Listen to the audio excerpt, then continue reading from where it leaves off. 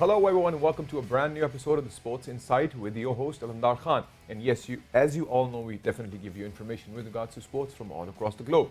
You guys can surely reach out to us on our social media handles, which is at the rate of Indus News Sports, both for Twitter and Instagram. But anyways, we'll go to the headlines first. PSL Season 6 postponed after 7 COVID cases reported in the competition.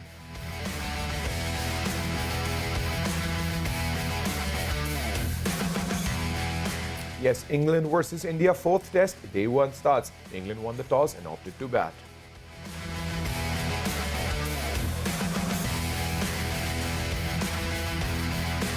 Andy Murray beaten in straight sets by Andrei Rublev in Rotterdam.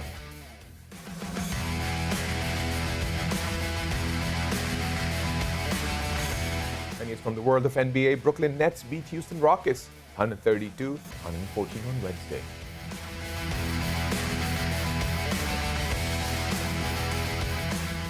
And yes, those were the headlines, everybody. And the interesting developing news right now is that PSL Season 6 has been postponed because of the COVID-19 cases. Yes, there were few officials that actually had this COVID situation, which took place like a few days ago, because of which they decided to cancel one of the matches.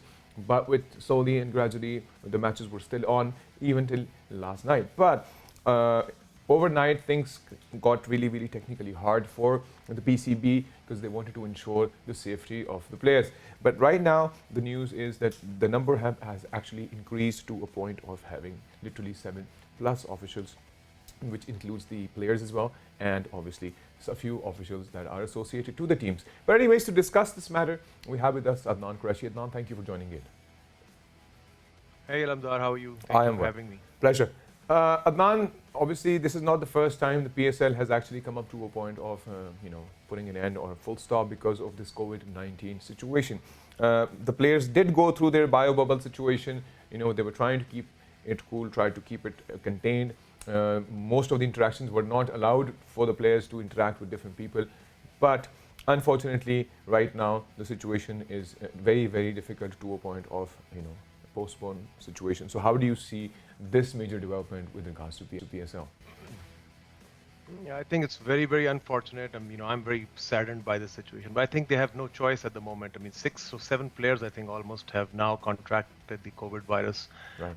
And I don't think they can, there's too much international pressure, especially on the international players, to continue the tournament. So I think they had absolutely no choice left but to cancel the tournament. And it's really unfortunate that cricket had come back to Pakistan after such a long time, and they have to cancel it. But that's the situation in the world right now, and safety first.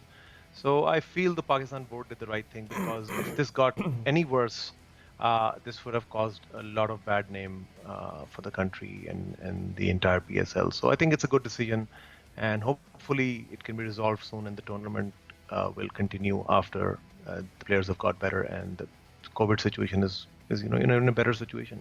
Right. So, but they basically intend to, from the updates and the news that are still coming in with regards to the press conference and the updates, obviously, they said we are looking at a different window that we can maybe reschedule the event. But we all know the COVID situation is still out there. They also ensured that they'll go provide all the necessary requirements to the players, along with even the vaccines. So this major development has come in, and it has actually brought us all to that point of coming to this discussion right now, that just as PSL Season 5 came up to a halt instantaneously back in 2020, and now here we are again in the same situation. So do you think there was some interaction, because there will be definitely a loophole with regards to this contraction of the virus, for the fact that we've already had Qadi-Azam Trophy and different trophies and different events that actually took place earlier, but it was in a very controlled biosecure bubble. So do you think there was a loophole in that biosecure bubble that was provided? I think maybe the attendance of the crowds at 50% was a bit too preliminary in the current situation. Maybe they could have held off on that slightly longer. Right. I don't know. COVID is a very tricky disease. It can happen at any time to anybody, but maybe a little bit more delay on the crowds this might be where the blame is going to go, but I don't know what the reason was. But I think 2 of the players have already announced it, that they have it. It was, I think, Fawad from Australia Right. And Tom Banton today put it on his Twitter feed as well. So Right. you know how strict the Australian government is with the COVID situation. So I think Fawad is now stuck in limbo because he can't even travel back to Right. Australia. So Right. it's a pretty serious situation for these players and at the point they are at. So I think the PCB has no choice but to do this. Maybe they could have delayed the entrance of the crowds Yes, to a the later initial date. I don't initially, know. yes, Maybe. initially I guess they started off with the attendance of 20%, and then instantaneously Yeah. they made a jump to 50%. But like I said, I discussed it with a few experts the other day, and I was told that the biosecure bubble that's provided in Pakistan is mostly players they can interact with each other, obviously in the same situation, but they're not allowed to interact with people who can come and see them in person because obviously they want to keep their safety first. But right now, that is one point we will probably get. Unfortunate. We'll Yeah. probably get more information on the loophole. But some people are upset about this whole situation as well. Upset on the point that then it comes to a point of pointing fingers. And so, do you think we are in a position to, because that's not how it should be? I think bringing PSL back to life was a big step and acceptance by the PCB, and obviously they put in their best. And even if we talk about when it's going to happen next, do you think it would have the same spark? Because people are surely worried about this COVID situation. I think I don't see it happening until the end of the summer. There's no window in the cricket program right now where these players could possibly come back and restart the PSL. So I think we have an indefinite delay. Might happen sometime in October, November, because the summer months probably the heat is going to be too bad anyways, Right. and the COVID situation is not getting any better within the next couple of months. So I think we're looking at an indefinite delay, maybe September, October, maybe even November. Right. It's just a matter of time when they come back and have this tournament. But I think when they do start the tournament again, the PSL is a tournament that creates a lot of excitement. Right. The level of cricket is very high, Right. and I think once they come back and they start the tournament again, I think the teams will get back into the flow and the tournament will come back to its true colors. So let's hope for the best, and I hope the PCB can arrange to bring back these players sometime later this year. Yeah. Okay. Let's look at the brighter side. Obviously, they managed to bring it here. We can talk about the matches that actually took place and how amazing talents that we could actually see through this version of PSL. How was it so far? I think it was a great tournament going right now with the emergence of a lot of new players. Some of the teams were very balanced. I really liked the Islamabad United team, one of the most balanced sides. Quetta had just started coming back. They won a game yesterday. Right. Zalmi was playing very well. So I think it was a very balanced tournament, and we would have seen some really good cricket if it had gone on. So Right. it's unfortunate that we had to stop it midway, but it was a lot of talent coming through, a lot of good cricket, some really close games.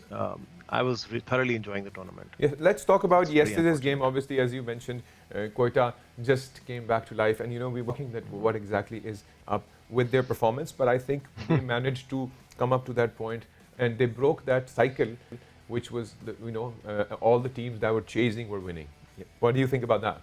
Yeah, I think Quetta played a brilliant game, very good bowling performance from them. I think they missed Chris Gale early on because he played the first couple of games and he left. That disrupted Quetta's plans quite a bit.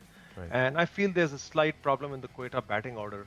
I think Sarfraz Ahmed, his strategy and the way he plays cricket in T20 is very archaic. He needs to maybe modernize his game a little bit. I think he's holding them back by consuming so many balls in his innings, and he's taking too long. I think he's not really a very good T20 player and is causing a lot of pressure on the rest of the team.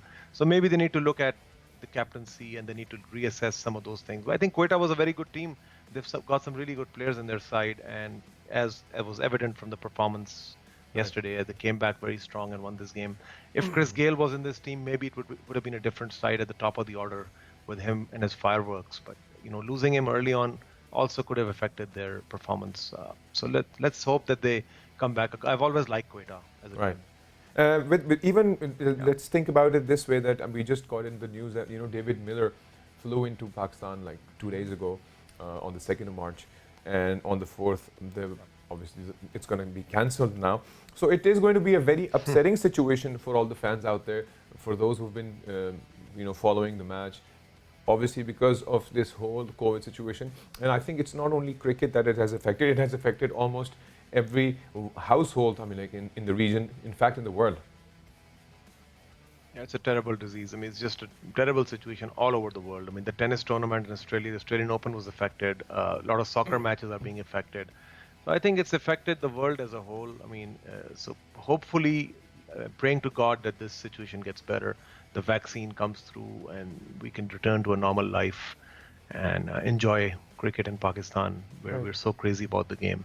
I was looking forward to watching the finals in the stadium, to be honest with you, but it doesn't seem like it's going to happen anymore. So that's pretty much the same thing that I probably, that's exactly the same thing that I thought of doing. So, but anyways, the situation, it has developed, the unfortunate situation, I must say, because for us, cricket is the passion. And, after going through a rough 2020 for everybody, I think this was a major tournament that literally brought smiles on our faces. It did, yeah, absolutely. It's very sad. Anyways, we'll switch over to, we can't do much. We can only pray and hope that, the vaccines are here, because that's what the PCB has announced as well, that we'll ensure that we provide them the vaccine as well before they head back to their countries.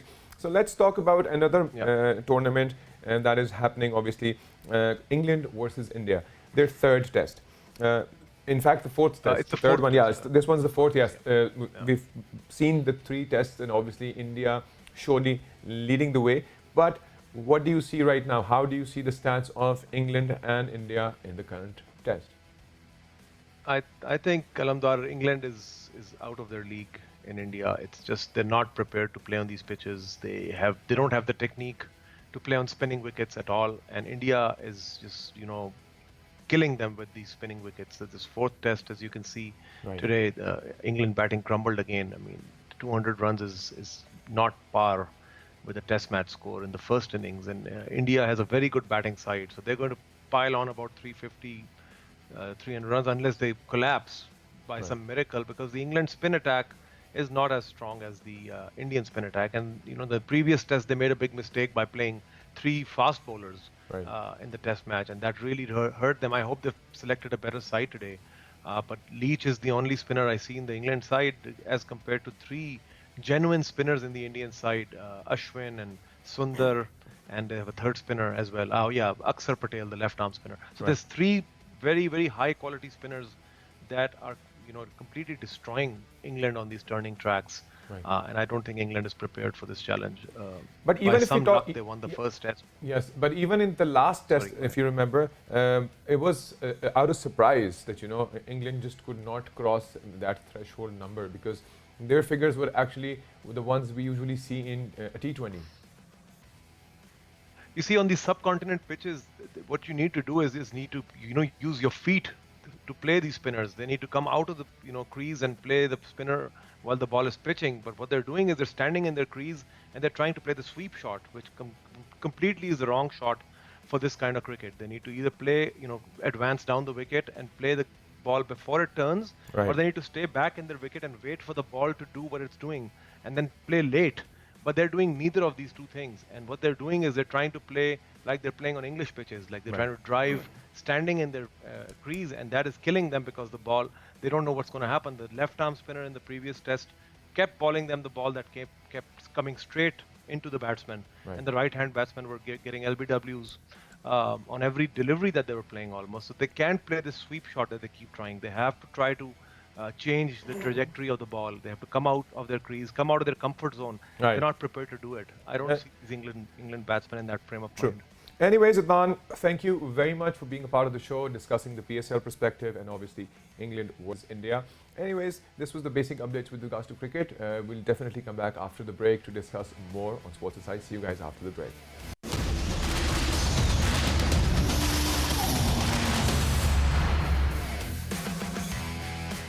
And yes, welcome back after the break. And as we were discussing the PSL COVID situation, obviously before the break, which is definitely an intense decision taken because of the fact that COVID-19 situation is very critical all across, and it's really going, the numbers were going up, and PCB had to postpone PSL. But anyways, that was basic updates with regards to cricket, and then we talked about India versus England. But let's move over to the world of tennis. Yes, the world of tennis, the updated news is that Audrey Rublev actually managed to beat Andy Murray in straight sets on Wednesday. And not only that, we have a bit of news with regards to Djokovic as well. To discuss this all, we have with us former tennis player Asif Dar. Thank you, sir, for joining us.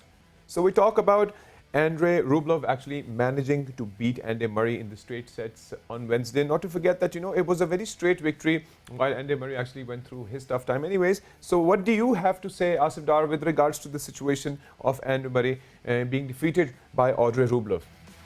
Andy Murray is on decline, whereas Rublev is upcoming player. His current ranking is 8th in the world. Right. Whereas Andy Murray, because of injuries, he was out of tennis circles. Right. And he is out of the ranking. Right. He is trying to come back, and nothing special about Rublev defeating Andy Murray in straight sets. It's Right. a normal victory for Rublev. And in my opinion, Andy Murray's comeback now will be very difficult because youngsters like Tsitsipas, Zverev, Medvedev, Rublev, Right. it will be difficult for him Andy Murray, to dislodge these younger lads. Right. So what do you think about, obviously you talked about his injuries. Well, how do you see when Andy Murray actually was unable to perform or, be a part of the Australian Open because of the COVID-19 situations in the country? It is mainly because of injuries. And, it will be very difficult for him to regain his last form. Right. Right. And if Because last week he played a challenger. Challenger is Right. a very low-level competition. Right. And there too he lost. So he is now coming back to ATP tournaments. Right. First round he has lost. And in my opinion, he will say goodbye to tennis very soon. Right. So you think this is probably his last leg as a player because he's already out of form and the youngsters are coming there to take over his position? You can say last leg as well as last try. Right, right. And not only talking about Andy Murray, obviously coming to this point in history, how about we talk about Djokovic equaling Federer's all-time record as world number one? What do you have to say about that? At the moment, Djoko is at his peak. He is in the best form. Right. So he has won 18, Right. Federer 20, Right. and Nadal 20. In my opinion, Nadal will win the next French Open. Right. He will make 18, 20, and 21. Djokovic will match Federer in this year. Right. Year 2000. Federer will not win any more Competition. grand. Right. So you think Federer is out of? To surpass Federer and Nadal. He will surpass. He is fit, he is intelligent, and he will surpass. Right. Right. So. Overtake. Right. So you tell me one important thing. Obviously, obviously he took that claim from Rafael Nadal back in February 2020. How long do you think Djokovic can sustain his peak? He should play same tennis for at least a couple of years Right. and win more Grand Slams. And eventually he will lead because Nadal will only French Open expert and a winner. Right. What do you see his performance if you term Djokovic as a grass player or a hard or a clay court player? How do you rank him that way? Djokovic is best on hard, Right. then grass, and then clay. Right. Right. And who do you think in the current tennis situation scenario would be that one person that could come to a point of taking that crown away from Djokovic? The young generation like Tsitsipas, Zverev, Medvedev, Rublev, they have capacity to win a couple of Grand Slams Right. because they will face each other in all the tournaments. So, in my opinion, anyone winning more than 10 Grand Slams Right. out of these will be, performing exceptional. Right. Right. Sir, thank you, Asardar, for being with us and keeping us updated with regards to the situation in the world of tennis. But anyways, Thank you. pleasure. So this is basically discussing the situation of Djokovic, and obviously he is currently tied up as the record of a 310-week streak as world number one. But in the world of tennis, definitely there's one thing which is truly looking into that, it's easier said than done. For someone to come up to a point of sustaining their level as a sportsman will definitely have to work hard. And once you're there, once you're number one, it becomes very, very technically hard for you to get out of that. And if we look back into the stats, he actually claimed this from Nadal back in February 2020.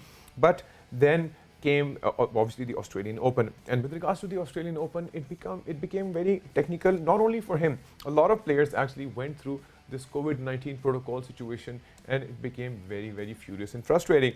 But this Serbian managed to stay solid, stay strong. He won in the Australian Open currently, while obviously going through that COVID-19 protocol situation, which was obviously triggering and affecting a lot of individuals back in Australia. But that was the basic updates with regards to this. And not to forget about, if we talk about Federer and Rafael Nadal, joint record of 20 Grand Slam title also was definitely his top priority to take over. But right now, Djokovic is definitely on fire. Not only him, if we talk about Osaka managed to take that Australian Open title.